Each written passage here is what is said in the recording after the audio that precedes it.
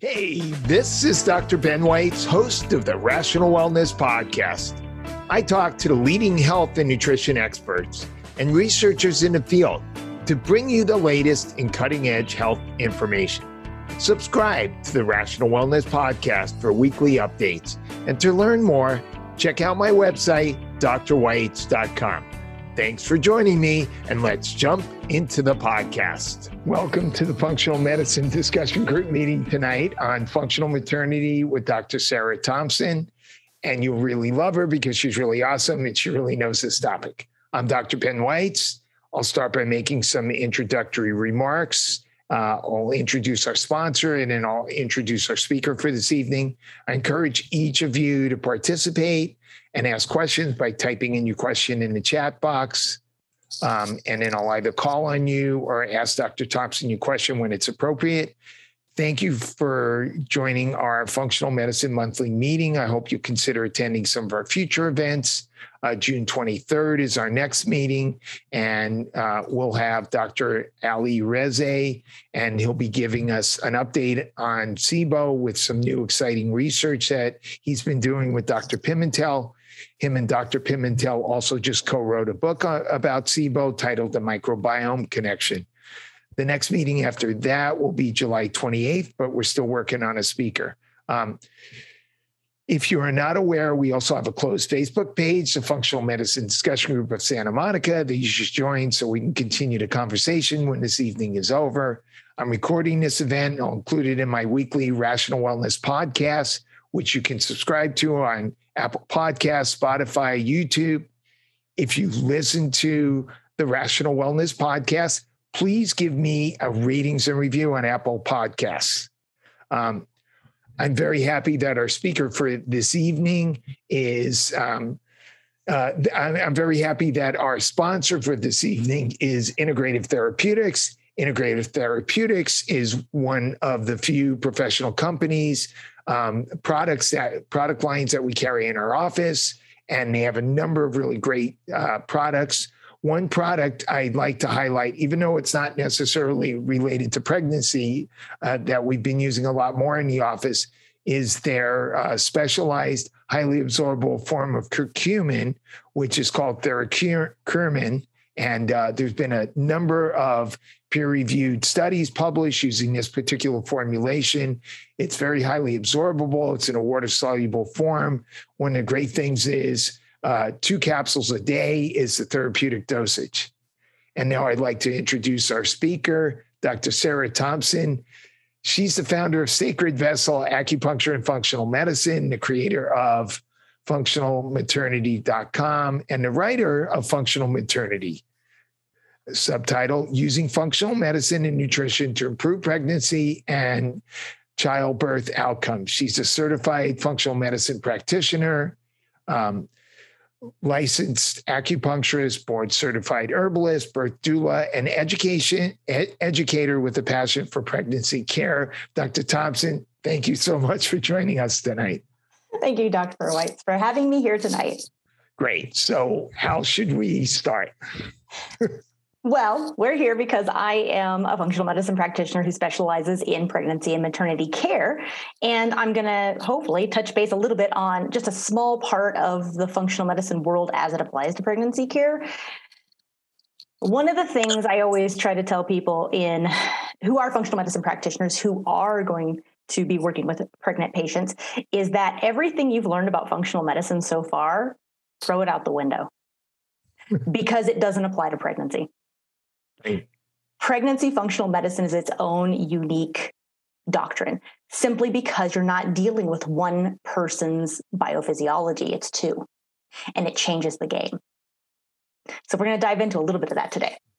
One of the things I love about your approach is you're really concerned about putting the importance of the mother back into the equation, because so much of care related to pregnancy is about the baby. And I know you're a big believer that if the mother's healthy, the baby will be healthy.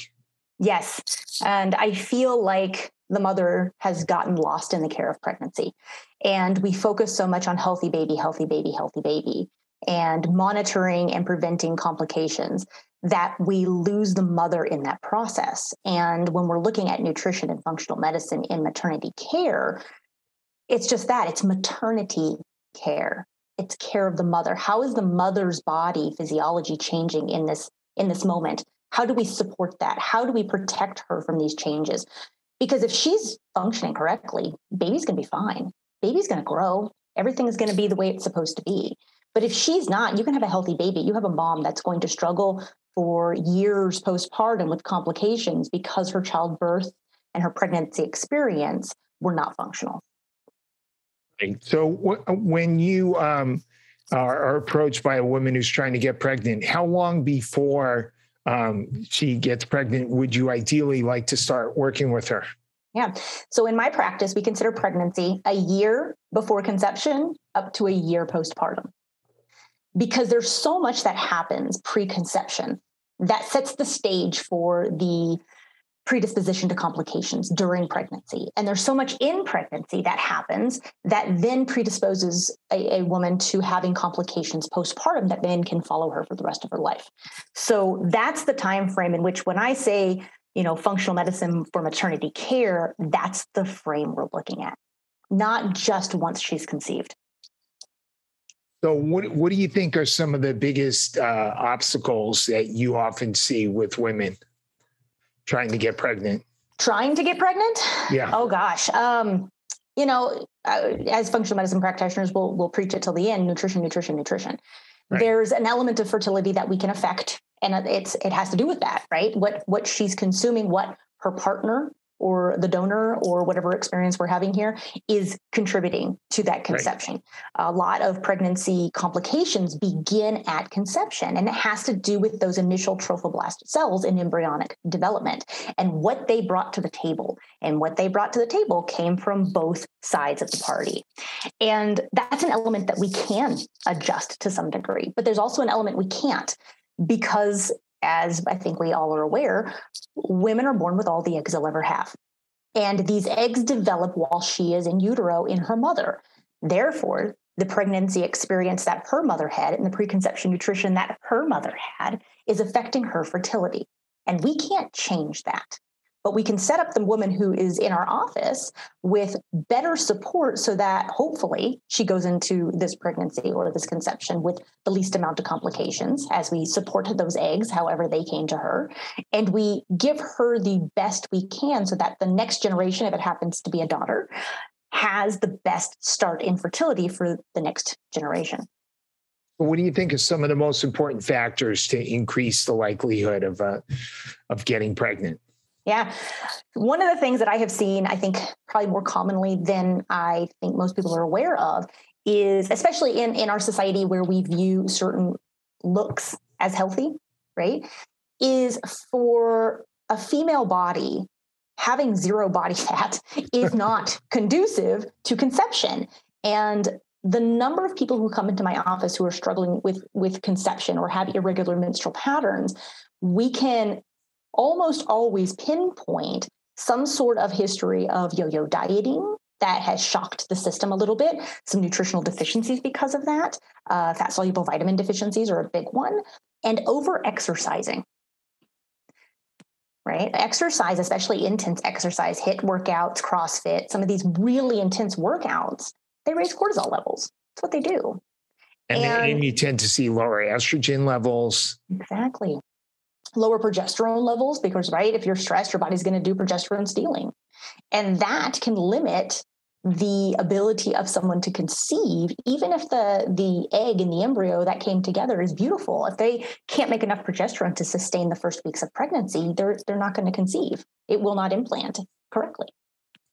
Right. What sorts of hormones do you see as the most important thresholds for where women need to be to get pregnant? What do you mean?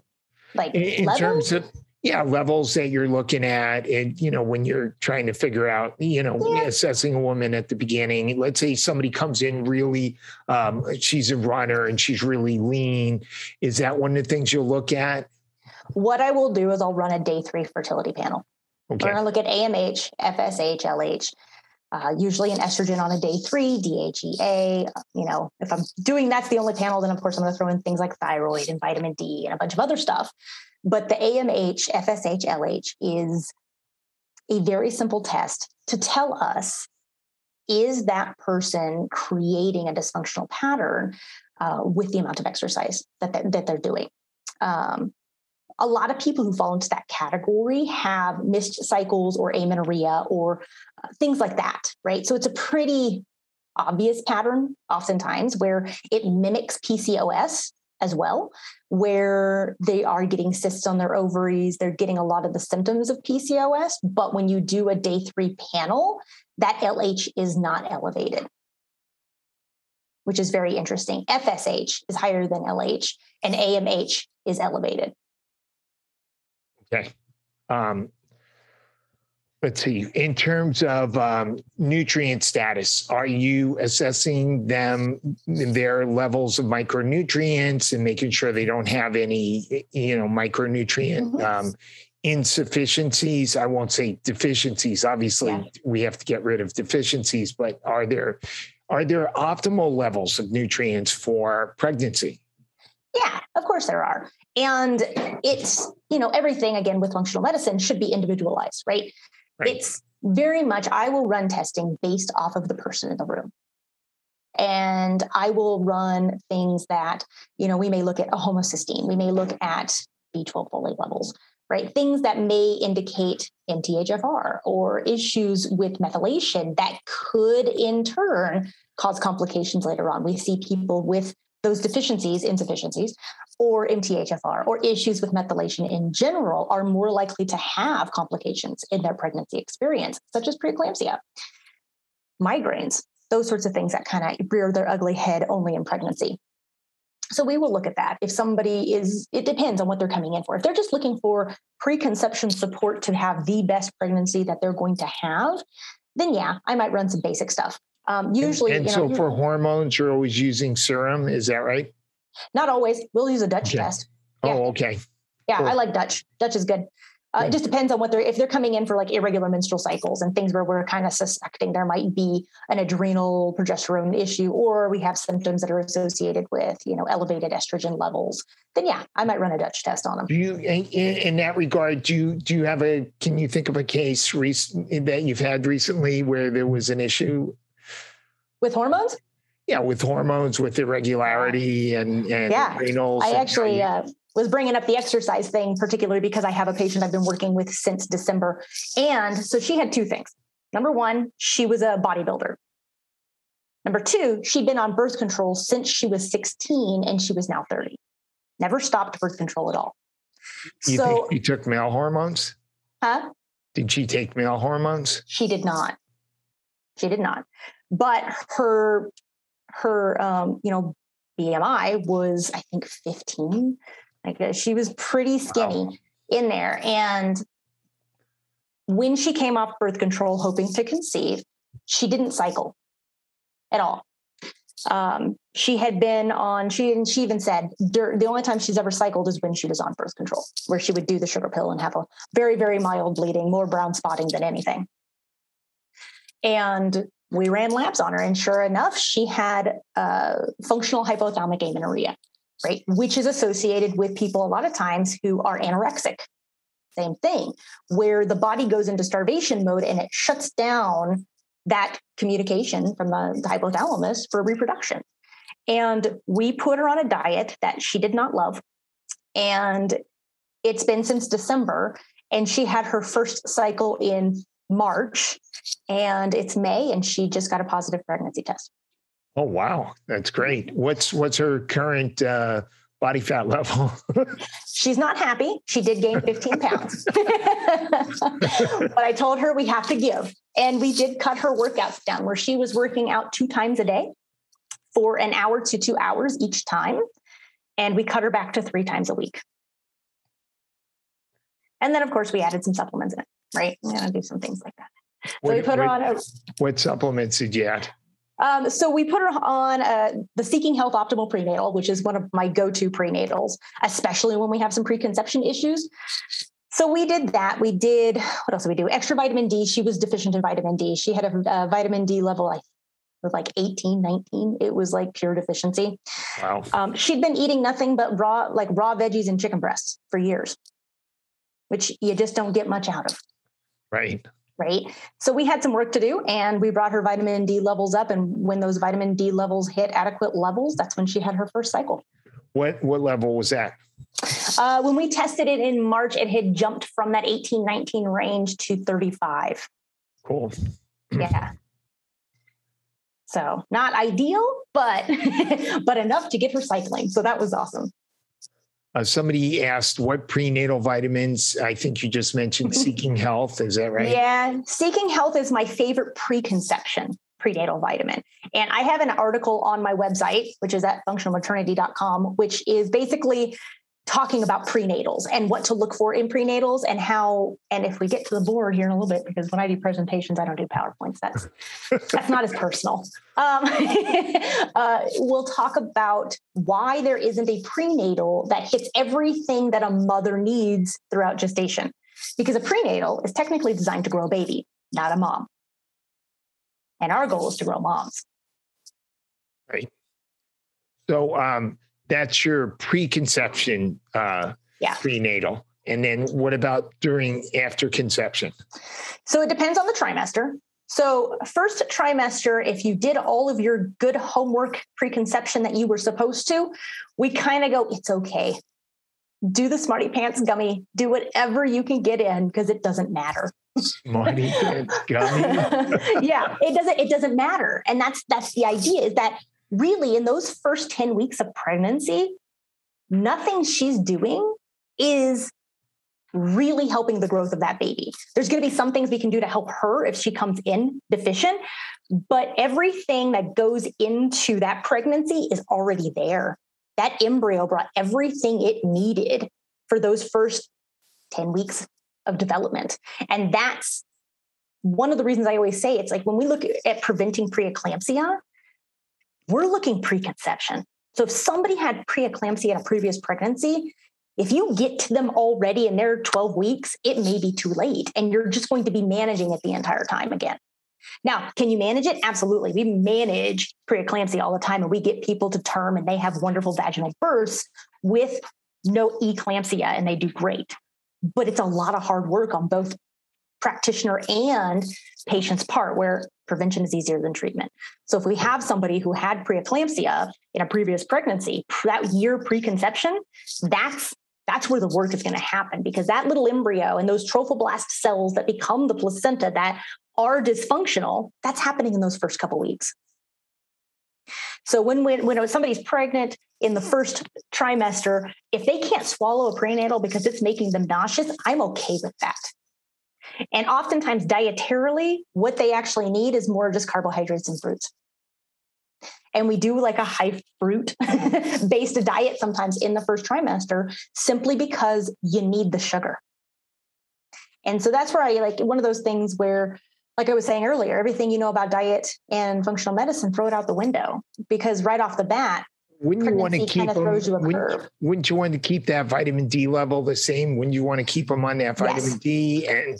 Yeah, you do. And right. I usually do. Like I have a liquid vitamin D. Oh God, I think it's Biogenesis is the brand that has a lemon flavor to it, which is easier for people to keep down. Right. But the great thing about vitamin D is that your body stores it and uses it as it's needed. And so if you come into pregnancy with adequate vitamin D levels and you're nauseous the first trimester and you can't keep things down, you should be able to get through that third trimester without supplementing and be okay. And pick up with your supplements at 12 weeks when that nausea kicks down or whenever it does, and continue that journey. And is fish oil usually part of the program? Fish oils?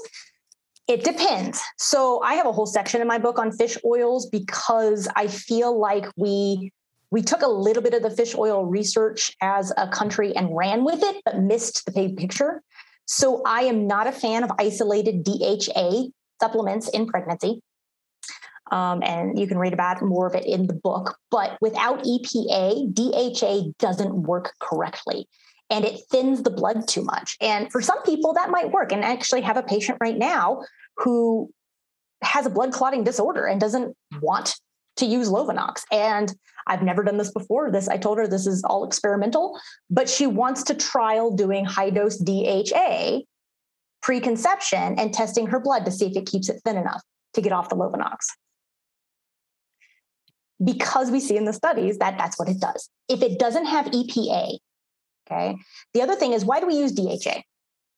We use it to help baby's brain grow, right? That's the idea. Yeah. Well, DHA can't even get into the fetal brain without EPA.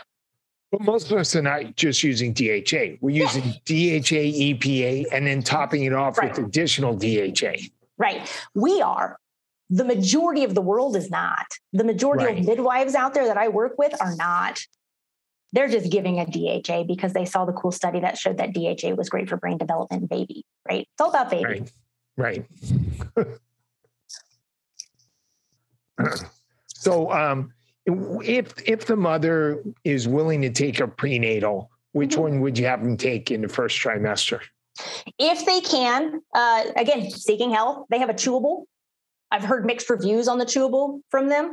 There's another brand that's called Needed. I don't know if you guys have heard of that one, but it comes in a powder, and it's one of the only ones I have found that actually provides the adequate amount of vitamin D, which is 4,000 international units. Seeking Health did recently reformulate, so they now have 4,000 IU of vitamin D in their capsules now, which is great. But that's a great one because it's a powder and it's like a milkshake. Kind of like Seeking Health, they also have that protein powder, right? It's a little bit lower in vitamins and minerals on the protein powder, but it helps. But Needed also, you mix it with milk and drink it down. And a lot of people do good with that because it's a smoothie, right? You can easily get a smoothing down when you're nauseous. I'm assuming they probably have choline in there as well. Mm-hmm. Yeah. And really with choline, we worry about choline more in the second trimester and beyond. Again, that baby brought that choline with them. That mom consuming choline in the first trimester isn't doing much for that embryo. It's helping her. Somebody asked about a prenatal FH Pro by Fairhaven Health. Ooh, I don't know that one. I'm going to write it down right now and I'm going to look it up. So if that person wants to, shoot me an email later and remind me who they are, we can definitely talk about it over an email situation. Yeah, that's Allison Salmon. Hey, Allison.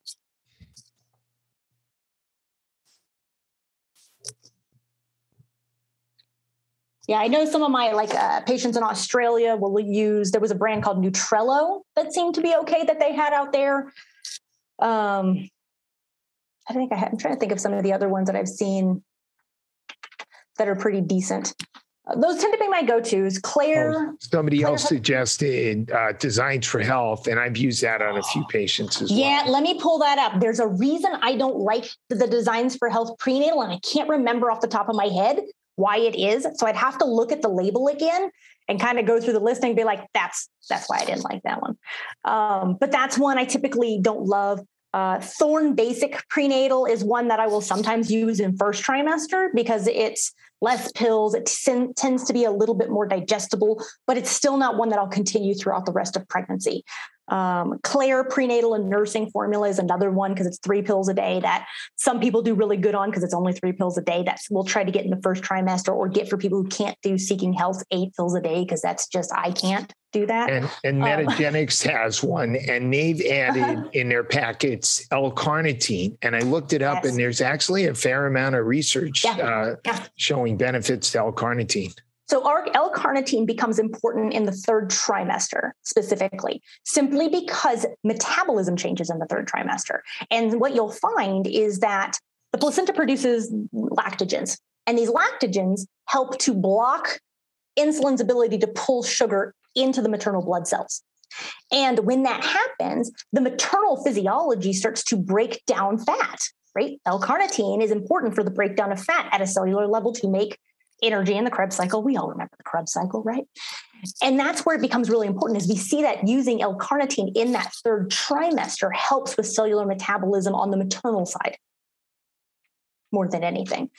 And a lot of people, the way the maternal physiology is designed to work is that in the 1st trimester, the pregnant person is supposed to gain body fat. We're supposed to crave carbohydrates in that phase for a number of reasons, right? When HCG is produced, it hijacks the body. And one of the things it does is it increases the production of insulin. And we can see that production of insulin hitting sometimes up to 15 times what it was pre-pregnancy. And that insulin binds to sugar in the bloodstream and takes it to the placenta, right, where the placenta is growing. It's not quite a placenta yet, to the uterus to make a placenta. And it's also storing sugar as body fat in the maternal physiology, which it will then break down in the third trimester as fuel for mom as glucose goes to baby. Everything in pregnancy is this aspect of preparing for preparing. And it's a really interesting concept. And as you start to look at all the different aspects of physiology and function and applying functional medicine, how these things work to the maternal physiology, it becomes very interesting that you have to have these different things happen at specific phases in gestation for the next stage to function correctly. And that's one of them. Mom has to store body fat in the first trimester. And in our society, we have a fear of weight gain, especially in pregnancy. I can't tell you how many people I've worked with that they get scolded by their primary care because they gained any weight in the first trimester because that baby isn't very big. And they're like, oh, no, you shouldn't be gaining weight yet. But if we look at how the body is designed to function, she's supposed to gain a little bit of body fat in that time frame and then break it down later. So I want to touch on the insulin thing more, but just in terms of the body weight, do you have a ballpark figure of what you think is optimal? I know it varies. It depends on a lot of different factors, but maybe a range that you think is a good, healthy amount to gain first trimester, second, third. Yeah, I would expect somebody to gain probably 5-ish pounds. Maybe 10, right? By that maybe 16, 18 week gestation mark. Okay. Then we start to gain weight that's baby weight. And it's a different type of weight, right? Mom should get a little thicker in her thighs. Mom should gain a little bit of boob weight. That's all normal weight gain in that first trimester. Now, if she's putting on 20 pounds in the first trimester, that's a problem, right? That's where we start to see, ooh, okay, we kind of went the other way there, right? Maybe we need to lay off the brownies. Usually, that was me. Okay, that was a personal hit on myself. I jokingly call my second child the brownie baby because that was the only thing I could keep down in the first trimester.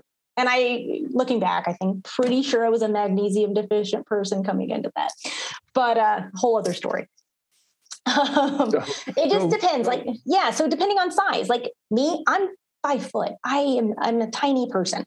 And I remember with my first pregnancy, I struggled to hit the 20-pound mark. I gained a lot in the first trimester, and then I kind of plateaued and gained baby weight the rest of the time frame. Okay. And I remember you said 10 pounds first trimester. How much second? How much third? I don't even look at it. I don't weigh my patients. Oh, okay.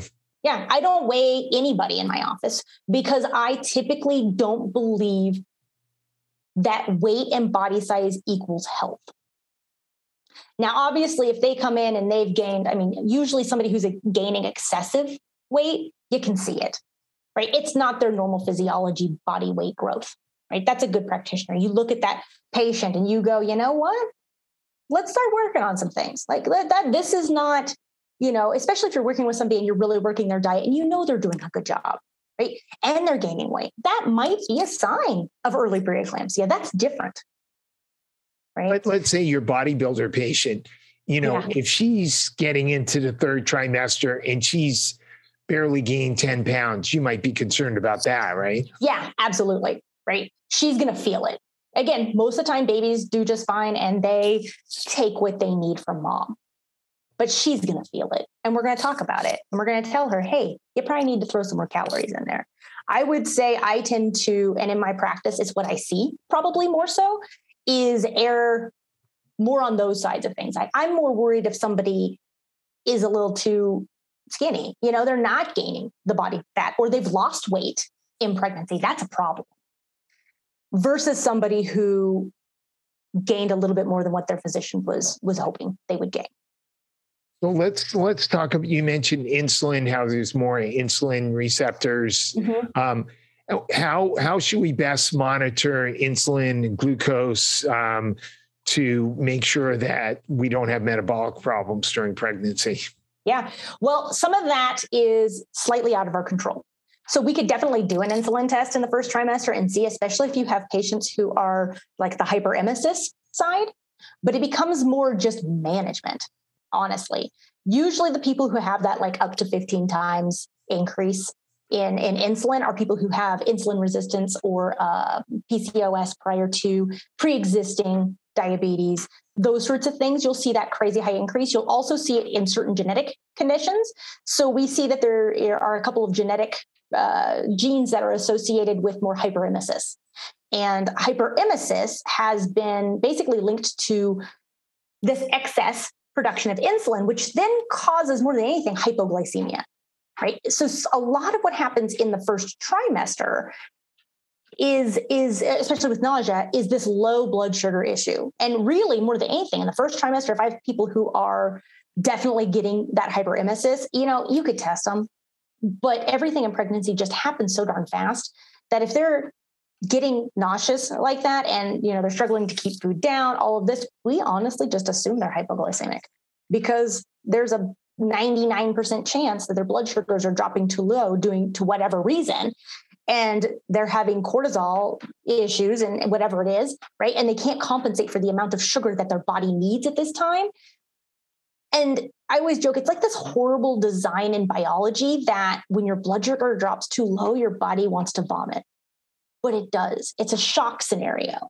And a lot of these women who are hitting points of low blood sugar in the first trimester, they're literally going into shock, like a borderline shock scenario. And if you talk to women or if you've experienced it yourself, like when you get that nausea and that severe nausea in the first trimester, it's not just normal, I'm kind of queasy.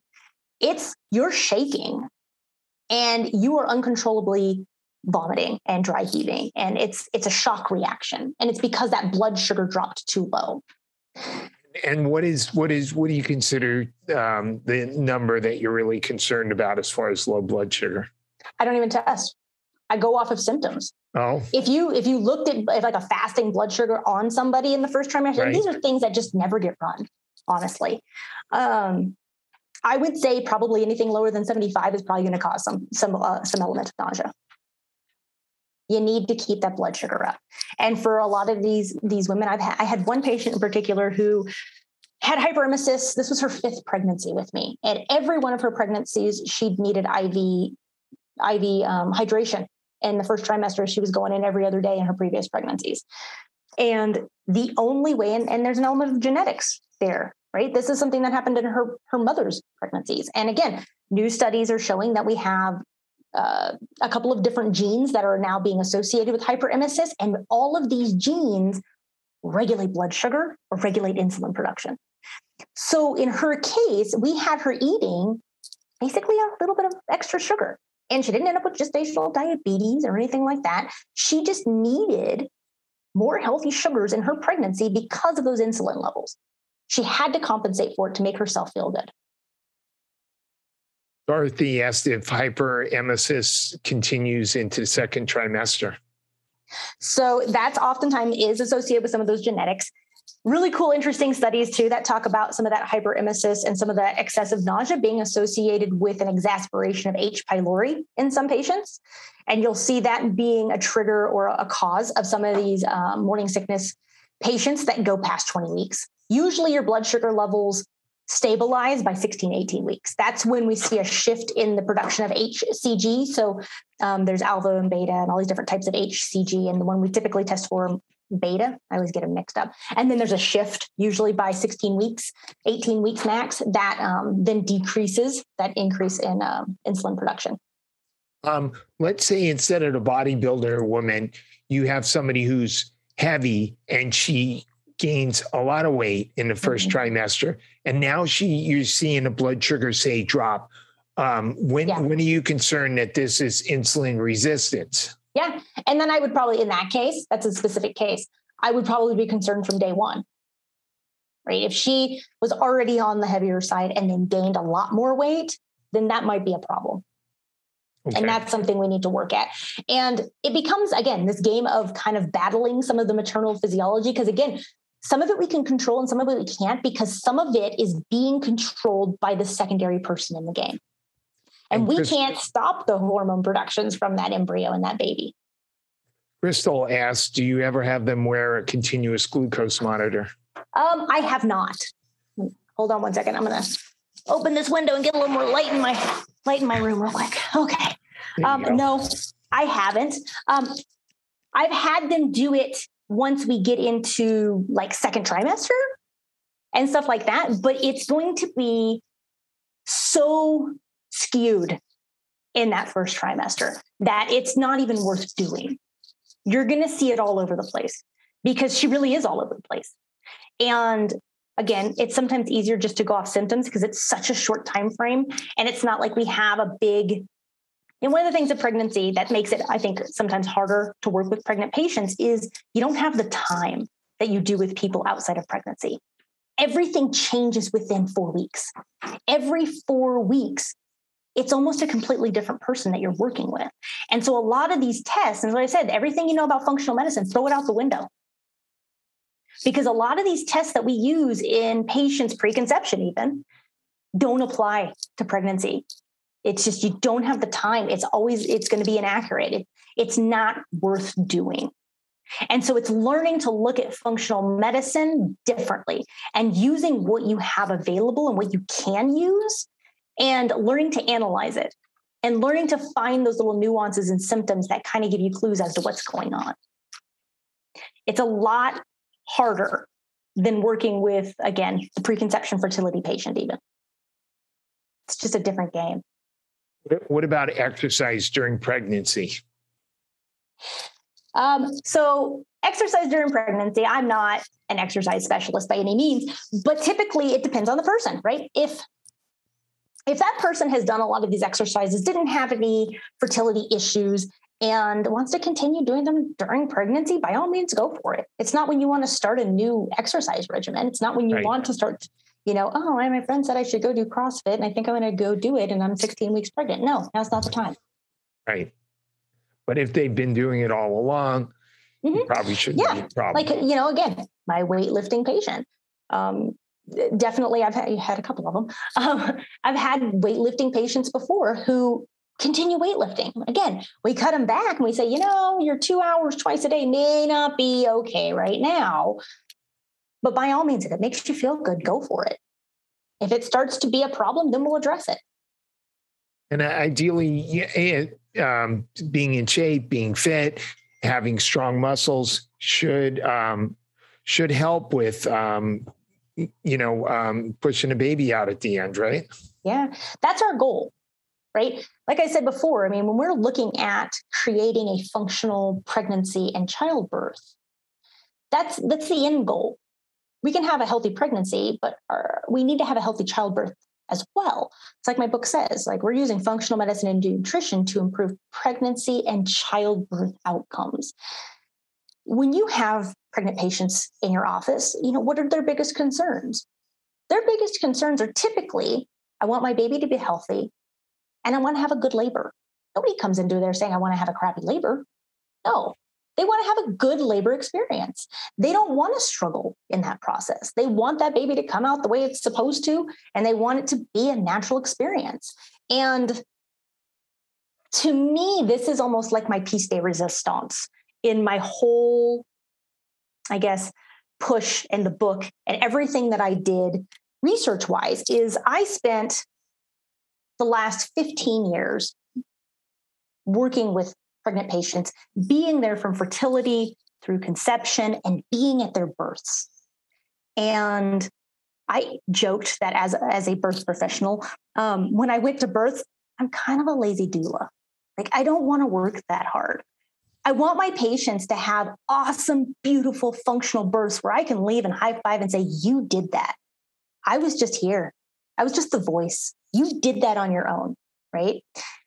And in order to do that, nutrition became a big part of my practice. And it always was, but in a different way. And it required me to do research. And the research that I started to do was based off of how do I make sure my patients are having the most functional birth experience that they can with what they've been given.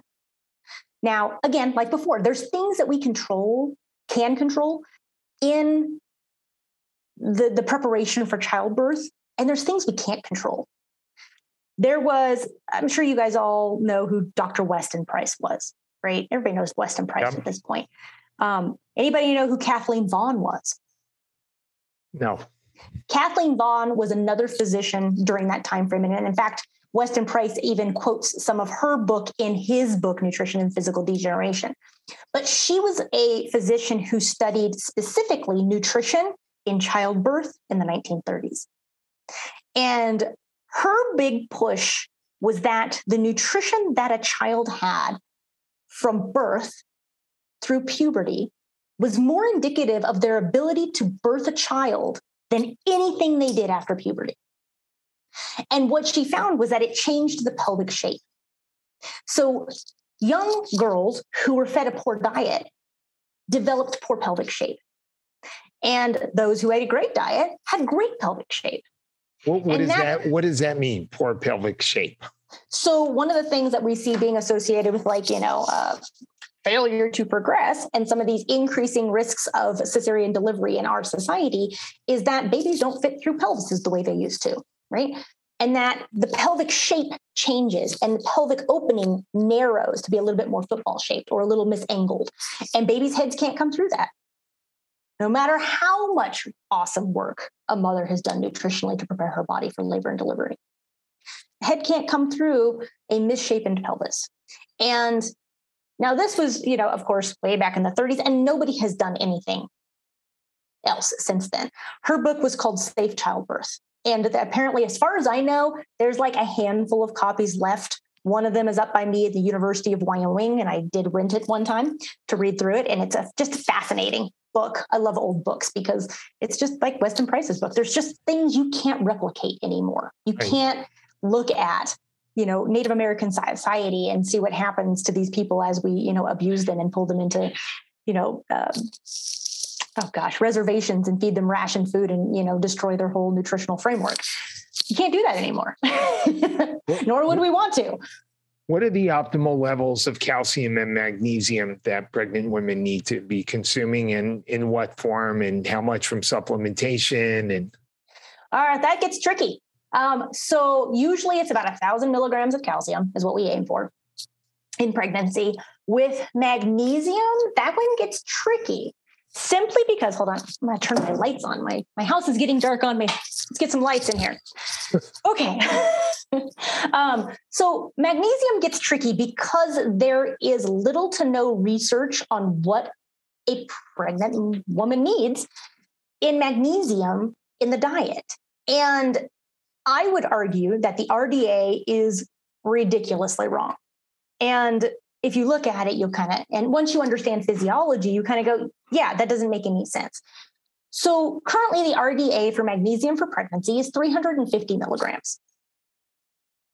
And that is nowhere near adequate, especially as we get closer to the preparation for labor and delivery. And most people don't know, actually preparing for labor and delivery doesn't happen in that last little 4 weeks of pregnancy.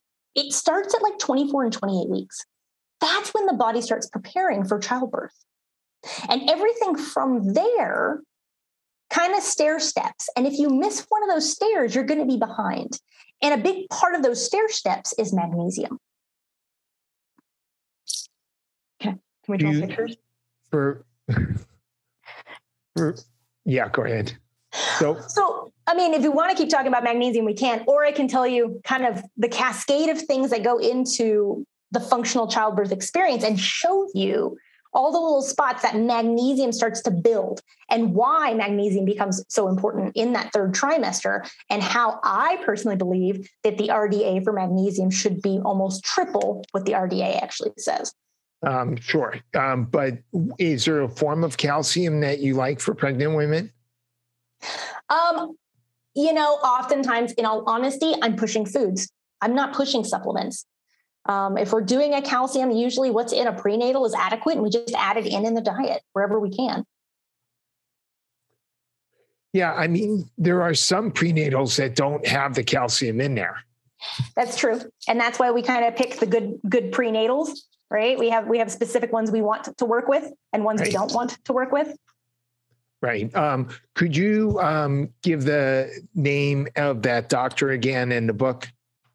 Yeah. So it's Kathleen Vaughn, and the book is called Safe Childbirth. Okay. Thanks. Yeah.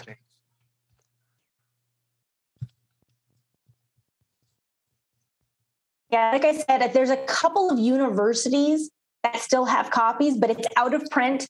And the copies that they have are very, very old, or they are like photocopies of it. So it's not actually the book. Okay. Yeah.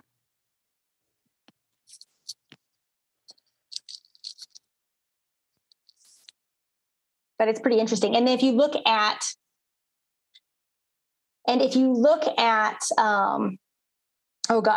Weston Price's book, right? Nutrition and Physical Degeneration. He has quotes from her book in there too, which are really good. And if you can't find her book exactly, like I said, there was one at the University of Wyoming in Laramie, Wyoming, that I checked out a few years ago and got to read through. And it was a photocopied version of that book. It wasn't the actual print copy. So, okay. But it's fascinating. So, another really good book is Labor Among the Primitives. And it is a book from 1880s. And it's an OBGYN who traveled the world basically going, hey, why are women in modern society dying in childbirth where we see, quote unquote, primitive cultures doing fantastic in childbirth? And he documented birthing posture, birthing practices in all sorts of different cultures around the world. So that's another really good book.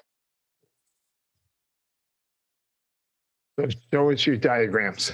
Show us the diagram. Okay. So, so let's go through. So like I was saying, the preparation for childbirth really starts at like 24, 28 weeks. That's when the maternal physiology starts to change. And I kind of drew part of this diagram for Ben earlier today, and it looks like a pregnant snowman. Okay. So there we go. This is my pregnant lady. Okay.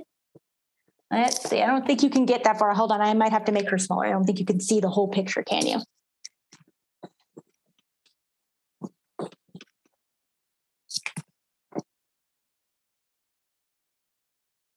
I'll do this. Okay. So this is my pregnant lady. Can everybody see that okay? Yes. Everybody's good? Okay. So let's break this down. So everything that happens in preparation for childbirth has very little to do with the mom. It's her reaction to what's happening with the baby. Now, at about 24 to 28 weeks, our baby's adrenal glands are the size of kidneys. They're huge. And they're producing copious amounts of two very important hormones. DHEA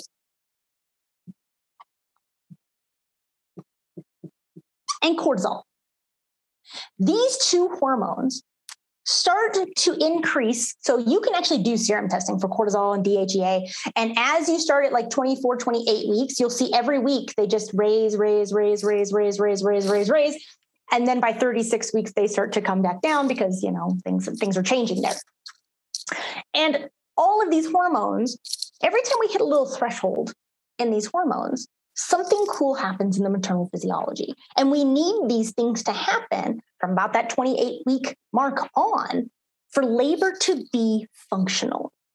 If these things don't happen, whether baby isn't producing what they're supposed to, or the placenta isn't doing its job, or mom can't respond to these hormonal signals, then we don't have that functional labor experience. Okay. So both of these hormones do very, very different things in the body, and they do very important things. Cortisol starts to do things like let's see here. Let's go this way. So cortisol starts to do, let's see, it helps with lung development. So it helps to mature the baby. So as babies' adrenal glands get bigger, we make more cortisol and we get more lung development, right? Cortisol also irritates the placenta a little bit, and it actually makes the placenta signal the maternal hypothalamus to produce more cortisol from her adrenal glands. Okay. Just so you know, throughout pregnancy, there is a 500% increase in cortisol. That is huge. That is huge. And what happens to help mitigate that is we see a rise in maternal DHEA at the same time. We also see a rise in progesterone levels. And what that does is help to mitigate the negative effects of cortisol and estrogen as these changes start to happen in the maternal physiology. Okay. So then we have maternal cortisol. Okay. That starts to do things at a cervical level. So this is the cute little cervix down here. And cortisol's job is to start remodeling the cervix. Now, up until this time frame, progesterone has done a really good job of taking all the collagen fibers of the cervix and wiring them together so that the fibers of the cervix are all like a nest of fibers. They're all knotted together and they can't come apart even if they wanted to. Cortisol's job is to make them parallel. So from 24 to 28 weeks on, depending on the person, we start to see cortisol changing the structure of the fibers in the cervix. It actually changes the type of collagen that gets produced, which is very interesting. Cortisol also signals the production of oxytocin on the inside of the uterus. Now, oxytocin on the inside of the uterus is what's primarily the driver of Braxton Hicks contractions. So these are contractions that don't really hurt, right? Most people who Braxton Hicks are like, oh, look, my belly button's tight, right? They are contractions on the inside of the uterus, okay? And as we get more cortisol, we get more of these internal contractions, and they do several different things. They help to tone the uterus, right? But they also stimulate the production of receptors on the cervix for prostaglandins. Everybody following so far? You're good here? Okay. We need these receptors on the cervix for prostaglandins to do their job. Now, let's go back over here to DHEA. So DHEA, the placenta converts DHEA into estrogen. So all the estrogen that you find in the maternal blood work isn't even hers. She doesn't make her own progesterone. It's all fetal progesterone from the placenta, which is pretty cool. And this estrogen has a lot of jobs. We have 4 different types of progesterone. Most people only know of 3, but there is a 4th progesterone that is only produced in pregnancy. It's still a mystery as to what it actually does, but it is only found in the fetus in pregnancy. And it's pretty cool. And it's also produced by the placenta and by the fetal liver, which is pretty neat. I think you mean a 4th type of estrogen? Yes. What did I say? Okay. I think you said progesterone. Oh, oops. Okay. Estrogen. Sorry. Okay. Okay. Estrogen starts to do several things here as well. Also playing with the cervix. So the first thing that ever happens in the preparation for labor is this remodeling of the cervix. And this has to happen, right? You have to soften that door or it can't open. You can't just throw contractions on a cervix that isn't soft, right? If those fibers are still like this and you give them a bunch of Pitocin, you're never going to get that baby out. You're just going to cause distress and then we're going to have a C-section, right? We have to get those fibers parallel. And then what prostaglandins do is they give them flexibility, right? They make them wiggly. Now they can move. Now those fibers can move when we need them to, but not yet. We don't need them to move yet. Okay. So we have prostaglandins, and it's specifically the 2 series prostaglandins. So it's PGE2 and PGF2 alpha. Those are our primary prostaglandins that we see affecting the cervix. Again, starting at that 28-week mark, we can start to see that. That's why women will start to get things like more vaginal discharge, right? That's that cervix creating fluid. Those prostaglandins then start to make things like more oxytocin. Okay. Now we've got a double whammy here. So we've got prostaglandins that are stimulating the production of internal oxytocin, which then makes, again, more prostaglandin receptors. See, it's like a stair-stepping thing. We keep hitting these little thresholds, and eventually we have more and more and more and more. Okay. Going back to estrogen. Estrogen's doing other things in the body too. Okay. It's going to do things like increase gap junctions in the muscles. Okay. It's also going to increase magnesium absorption and transport. Why would we need that? We'll get to it. Okay. It's also going to stimulate oxytocin receptors on the outside of the uterus. What does increasing gap junctions in the muscles mean? Means it makes more areas for contraction to occur. Okay. Yeah, we need to have powerful, strong contractions, and those gap junctions help increase that ability and within those muscles to have more contractibility. Okay, so then we get this little oxytocin receptor growth on the outside of the uterus, thanks to estrogen as well. Okay. All right, so as we're going here, we keep getting these cascades, and eventually we get to a point where we get so many prostaglandins that we start to make two other things that happen in these different, in the prostaglandin world. One of them is thromboxane A2. Again, nobody ever talks about that guy.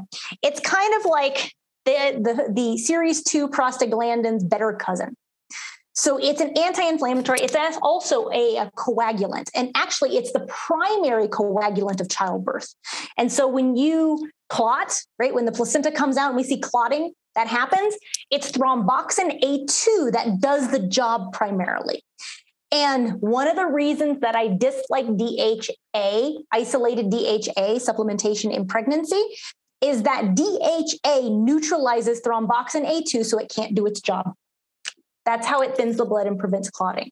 And if you have thromboxane A2 production at childbirth that is supposed to be clotting as that placenta is detached, and you have just been pumping somebody full of isolated DHA their whole pregnancy, they may not clot. And we may have just increased their risk of hemorrhaging in childbirth because we didn't do EPA with it.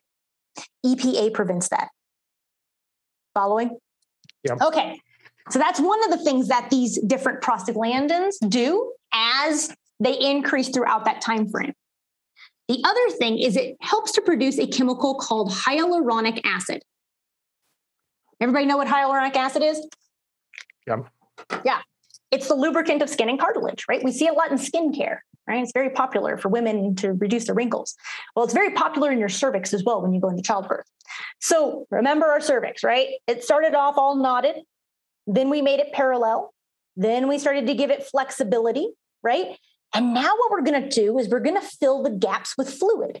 We fill this interstitial space with fluid. And because these guys are flexible, we can now fill it with fluid and open and soften. And now we are effacing. Now we can have a baby. Now what can happen is our baby's lungs can be fully developed. And as they fully develop, they produce these chemicals called surfactants. And surfactants are very, very inflammatory and irritating in the utero cavity. And eventually what happens is they're so irritating on that placenta that the placenta says, you know what, this baby is got to go. And the placenta sends a signal to the brain that causes a production of oxytocin from the brain, which now we have oxytocin receptors if we did everything we were supposed to. And now we have active labor, right? So how does nutrition play into this? Okay, let's go backwards. Let's go back to where we started. Okay, bow the way back. We've already gotten to labor. Yay, we did all the work from 28 weeks all the way to 40 plus, right? Now we're going to go backwards and we're talking about how nutrition plays into this process. Cortisol, remodeling. Okay, we need to be able to allow cortisol to do its job of making these guys parallel, right? We don't want it to go too fast. If we go too fast, we have preterm labor, right? So we need certain vitamins, specifically vitamin C and vitamin E they help to maintain the structure of the collagen and reduce inflammation and oxidative stress during this process. Everything in pregnancy is highly, highly inflammatory. Everything that's happening here is inflammation. And your body, the pregnant person's body, is trying to mitigate this inflammation all the way until the bitter end, right? Progesterone is something that never gets tested in pregnancy outside of the first trimester with the fear of miscarriage. And I really wish we tested it in the third trimester, simply because we see that lower progesterone levels are associated with more pregnancy and childbirth outcomes in the third trimester.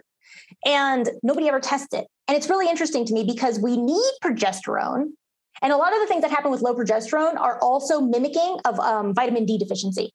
And it's because you need progesterone to make vitamin D receptors in the placenta for vitamin D to do its job. And if you have low progesterone, you could be taking all the vitamin D in the world, you can't bind it into the placenta to do its job because there's no receptors.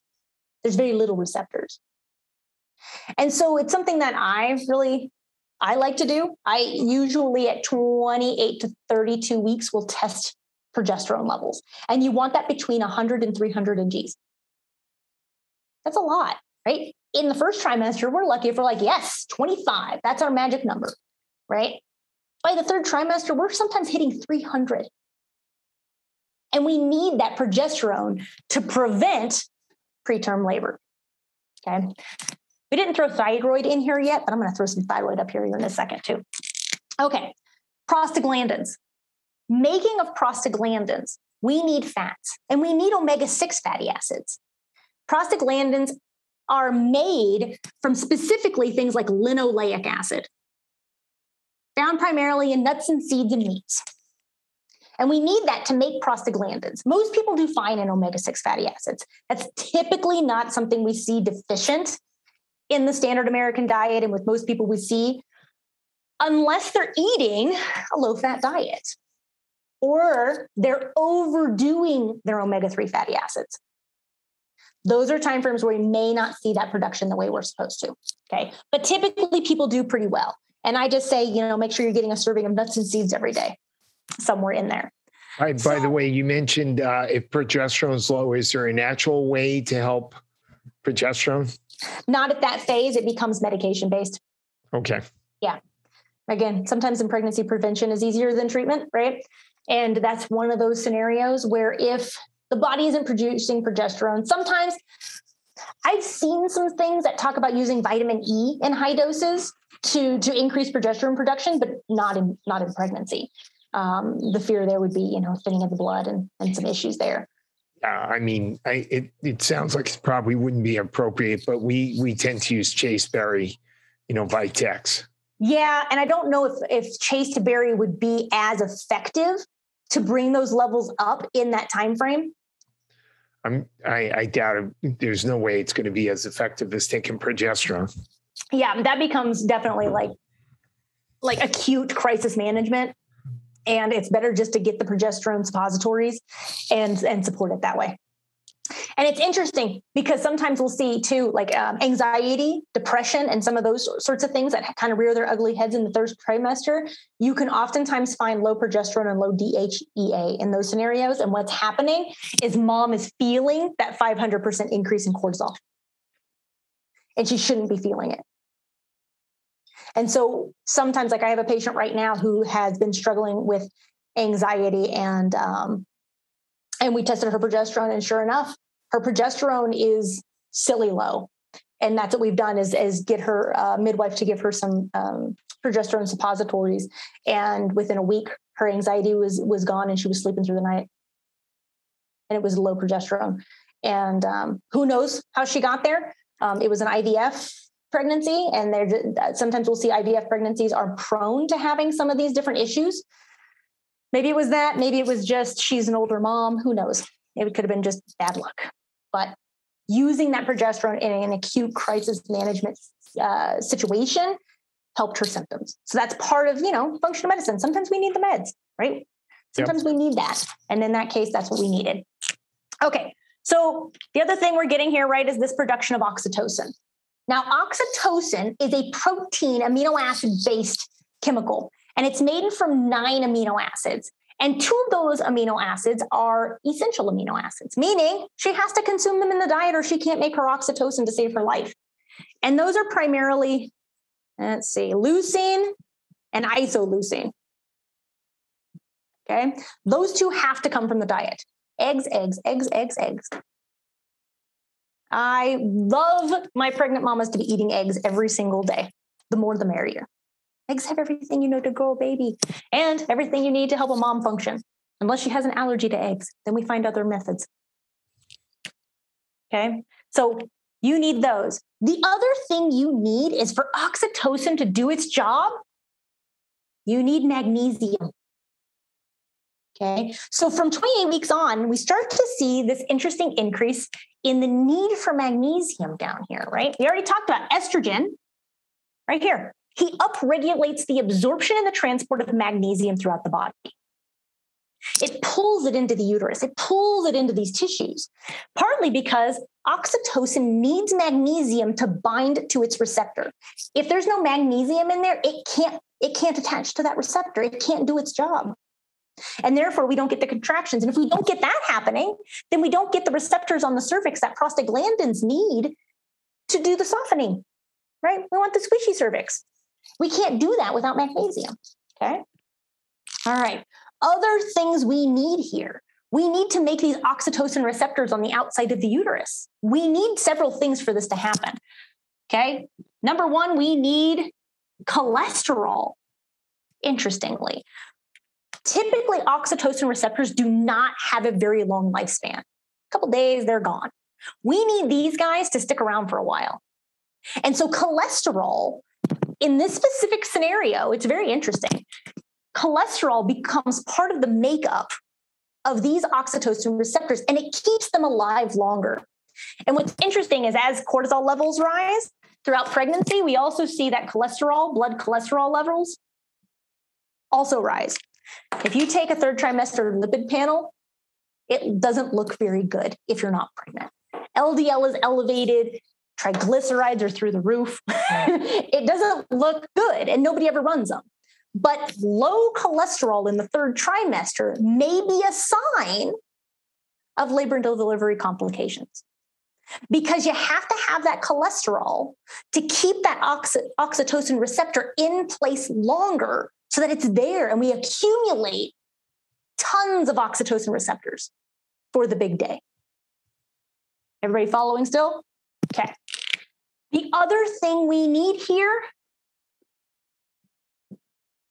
is vitamin A. And not just any old vitamin A, we need retinoic acid. You can't make an oxytocin receptor without retinoic acid. And we have a little bit of a war against vitamin A in the diet of pregnancy, right? I know we don't, but in general, people are afraid to consume things like liver. People are afraid to consume these food sources that are high in vitamin A. There is a 6-fold increase in vitamin A receptors in the uterus in the 3rd trimester because you need vitamin A to make these oxytocin receptors. Now, retinoic acid is one of the many forms, right? We have retinol, and retinoic acid, right? Those are the animal-based vitamin A's. And then we have the carotenoids, right? The beta carotenes that can be converted into retinoic acid, right? Now, beta carotene can only be converted into retinoic acid if you have adequate amounts of T4. You have to have thyroid hormones, and specifically T4, not T3, to make the conversion of beta carotene to retinoic acid. And even then, it's only a 15% conversion rate. Now, I have a study sitting on my desk from February, March of 2022 that is really cool. And it's talking about thyroid in the 3rd trimester and how subclinical hypothyroidism is associated with more labor and delivery complications. Now, why? They don't know. But could it be this? Maybe. right? Maybe people who have subclinical hypothyroidism can't make the oxytocin receptors that they're supposed to. Maybe there's something there. But you do see in these studies that people who have subclinical, meaning their TSH is less than a 2.5 in the third trimester, this is what the study said, are more likely to have a delay in the onset of labor, increased cesarean rates, and more risk of hemorrhaging during childbirth. I know I talked I don't know if it was with you, Ben, or with a different podcast, but we talked about thyroid and how the Endocrine Society is pushing to change the TSH values in pregnancy from what we consider like the standard outside of pregnancy range, which I think we all know is a little off anyways, to being different for each trimester. Yeah, I think that you said you like to see it under 1.5. Is that what you said? 2.5. So I know Endocrine Society did recommend the change for the first trimester. So a TSH of 0.2 to 2.5 is considered the normal range. And I know then they said, I think it was 0.3 to 3 for second and third trimester. I think that I'm pretty sure that's what they had. But this study is saying anything under 2.5 in the third trimester can be a risk sign for labor and delivery complications. This is just one aspect of what we know thyroid does in the process towards labor and delivery. There's so many gaps in study on how a mother's body goes into labor, because up until now, nobody's cared. Nobody's done the research. Everybody's cared about making a baby grow, or how do we get a baby out whenever there's a complication in childbirth? But we haven't really done the due diligence to put this together as well as we probably should, so that we can prevent those complications from ever happening. Okay.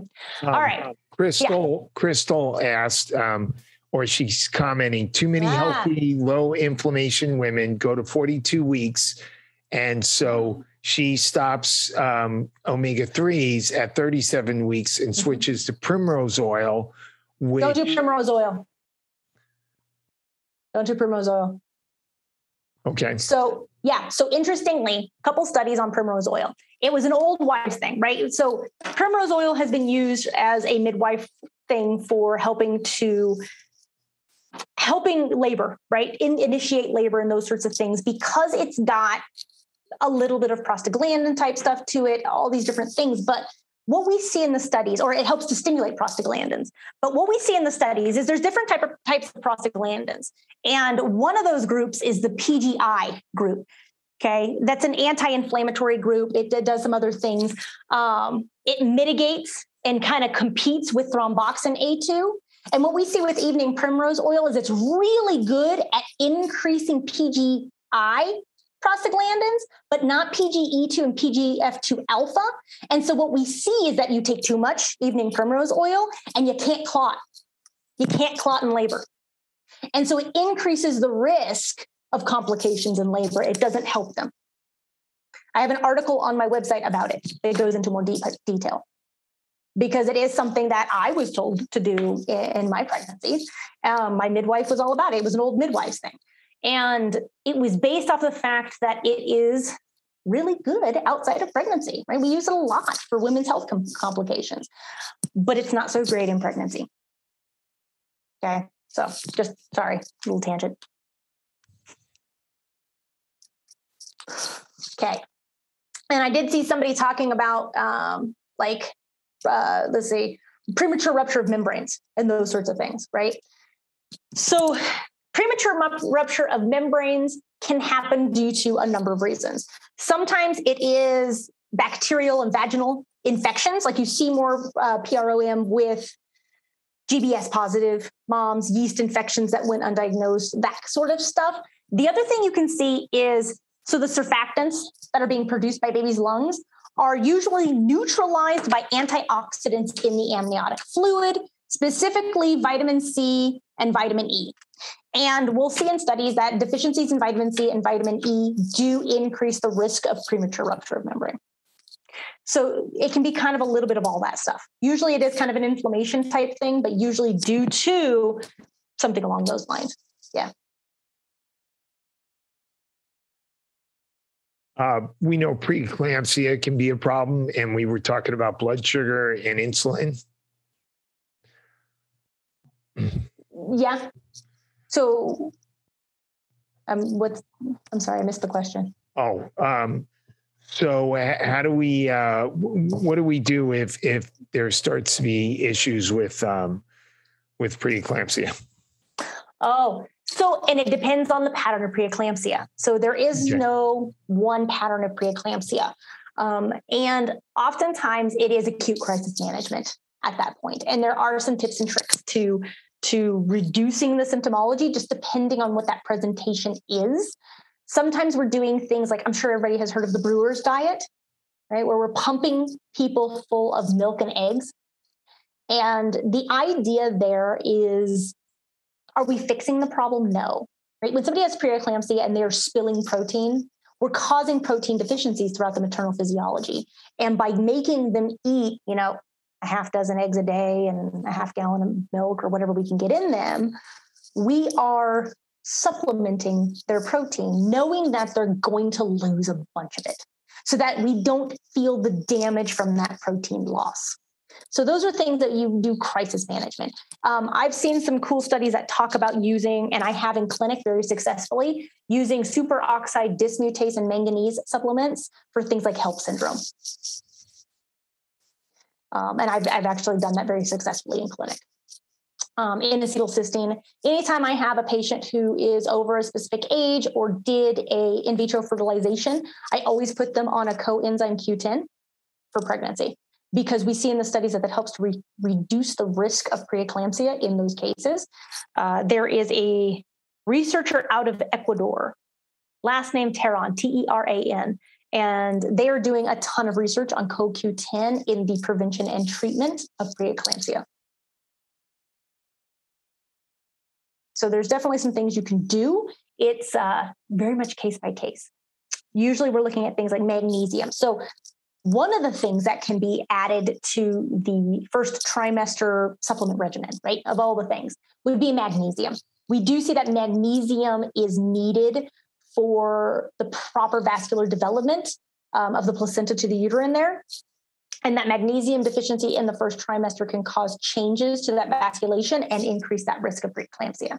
So that's something on the maternal side that can increase that risk, where most of that risk does come from the embryo itself. And is there a form of magnesium that you like? I tend to go with magnesium glycinate, however you say it, tomato. I like the magnesium glycinate. I usually use a powdered form as well. I just find it works better for some reason versus doing the capsules. So again, there's a couple different brands. Vinco has one, Seeking Health has one, Claire has one. Those are all brands that have a powdered magnesium glycinate. Okay. Cool. Yeah. So this stuff, yay. Cholesterol. Oh, more magnesium. We never touched back on magnesium here. So the other thing you need, kind of like how you needed magnesium down here for oxytocin to work, you also need magnesium up here for oxytocin to bind to the receptors for active labor to occur. The other big one here is that hyaluronic acid aspect.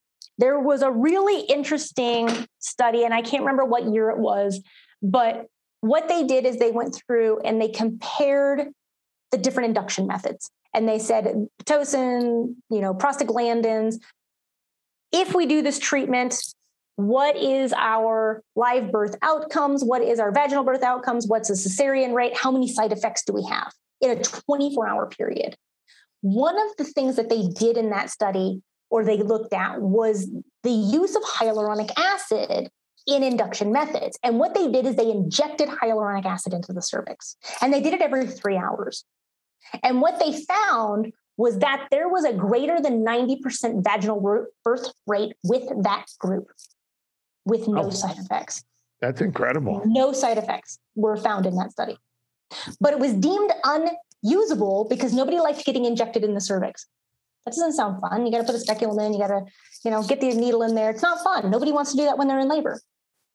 Not only that, but the hospital got paid a lot less too. Right. But really, more than anything, what this study did was it kind of highlighted the importance of this last phase of all of this progression. Everything kind of culminates to this production of hyaluronic acid, right? You can have a cervix that everything's parallel, the fibers are nice and squishy. Maybe you've got a head. I'm kind of going the other way. Pretend there's a head in my arms here, pushing against the cervix. We're going upside down today. But that cervix can't open because there's no fluid in between the fibers, right? It can't do it. You could have a 80% squishiness, but there's no dilation to that cervix because the body hasn't produced hyaluronic acid yet. Okay. There's a lot of things that go into making hyaluronic acid too. Just like everything else, we have to have nutrition for these things to happen. Hyaluronic acid is made from carbohydrates. It's made from sugar. You have to have sugar. You have to have carbohydrates. Specifically, we like starches and sugars. Okay. Fruit, potatoes, dates. This is where dates come in. Dates help increase hyaluronic acid production. Not only do they have starch, but they also have two minerals that are needed in this. Manganese and that darn magnesium again, okay? You have to have magnesium in order to make the hyaluronic acid. You have to have these things. If we are low in that sugar realm, you can't make it. Dates are known to help ripen the cervix. We see it in studies. This is why. It makes hyaluronic acid.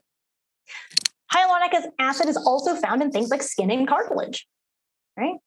Bone and skin on chicken, carcass broth. These are all great things that help increase hyaluronic acid production in the body, helps to fuel that production. But it's something we never talk about. In my opinion, yes, all of this is very important. We have to have all of this stuff happen to get to this point.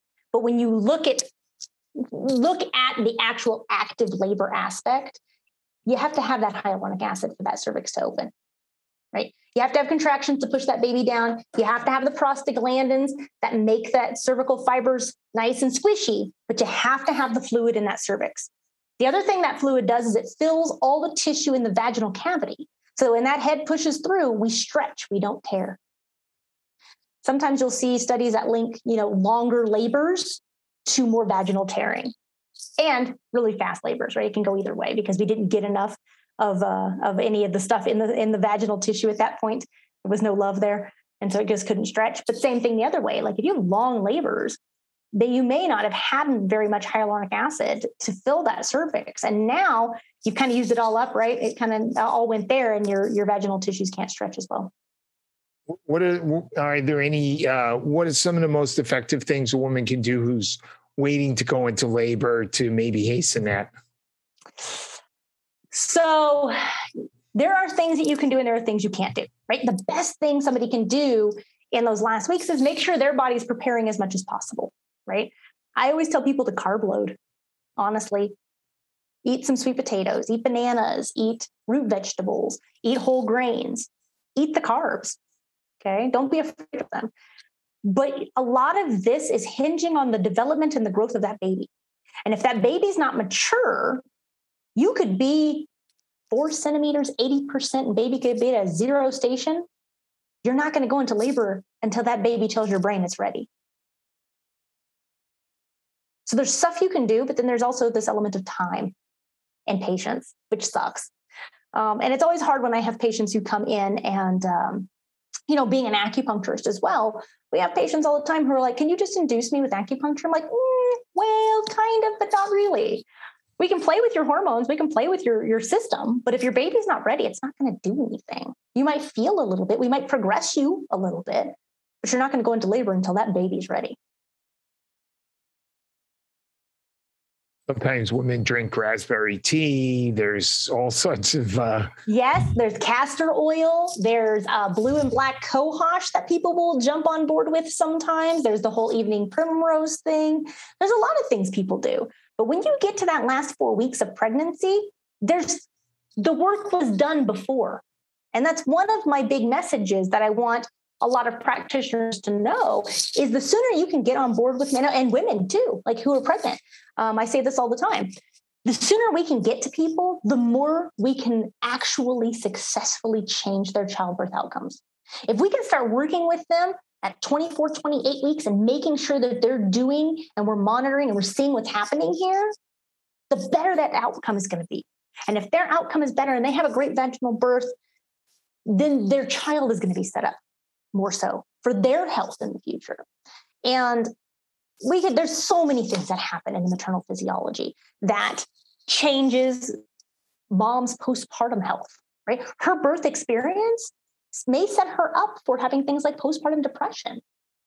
And we want to make sure that we make this as functional as possible for her so she's as healthy as possible for the future herself. And it starts way back. And sometimes we get to people and it is honestly just too little too late. There's only so much we can do with our medicine, and we can't make miracles happen. You know what I mean? We can't make something happen that it just can't happen because we've missed steps. And we don't have the time in pregnancy care. In pregnancy care, you are limited on the amount of time you have to work on somebody. I have given people hyaluronic acid supplements in those last couple of weeks of pregnancy, knowing that maybe they didn't, maybe they haven't been doing what they should have been doing, or things don't seem like her cervix is doing what it's supposed to be doing at this stage. I know there's a lot of people who are anti-cervical checks prior to the onset of labor or even during labor. I'm not. I don't think dilation means anything. I don't think that number means anything. I do think the squishy factor means a lot, though, right? I think the effacement number, what's the percentage of softness in that cervix, does tell me something. That cervix should be squishy. There should be some softness to that cervix by 36, 37, 38 weeks. We should have an element of squishy there. If not, we got some work to do. We got to play catch up. It's getting pretty late, but would it be okay? One more question? Yeah. Crystal's asking about things we could do to reduce the likelihood of postpartum depression, and she mentioned methyl Bs. Yeah, that's one aspect. Another aspect is looking at anemia in the third trimester correctly. And thyroid, both of those. Subclinical hypothyroid in the third trimester is associated with more postpartum depression. Anemia in the third trimester is associated with more postpartum depression.